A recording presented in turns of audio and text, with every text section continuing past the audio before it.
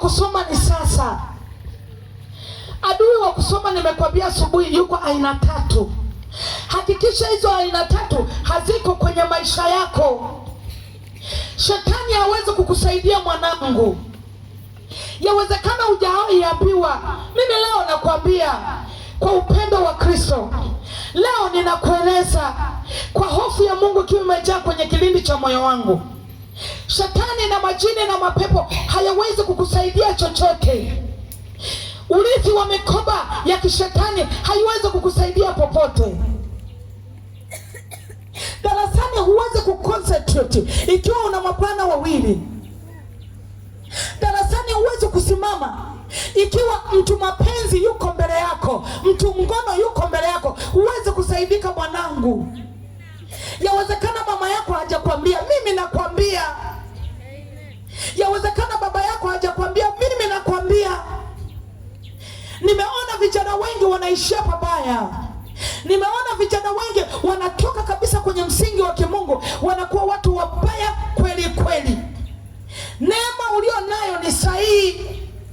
Upendo wa Kristo ulio nao ni sasa.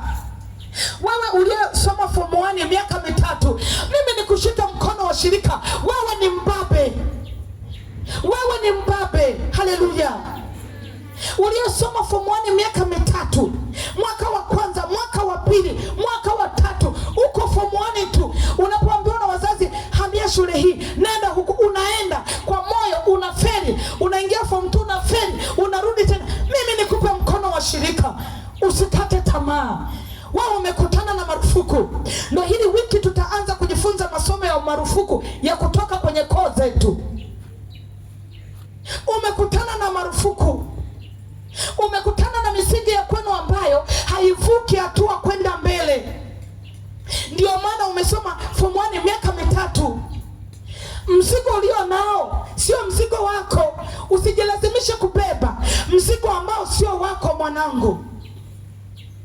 Yesu alisema, njoni nyote kwangu msumbukao na kuelemewa na mizigo ya dhambi, nami nitawapumzisha. Jitieni nila yangu, mjifunze kutoka kwangu, kwa kuwa mimi ni mpole na ni mnyenyekezi wa moyo. Njoni nyote kwangu. Hayo ni maneno Yesu anasema.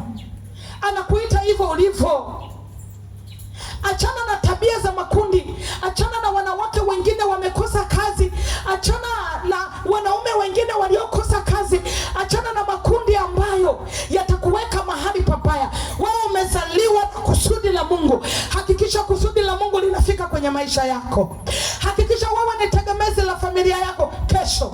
Hakikisha wewe, jamii inakusubiri. Fanya maamuzi sasa. Iambie bunduki nyamaza. Iambie madhabahu nyamaza. Mimi ninasoma katika roho na kweli. Amina. Maanisha wakati mwingine kuna watu wengine wanapewa mikoba. Hiyo mikoba haitakufikisha mahali. Ndio maana ninasema hivi, yaweza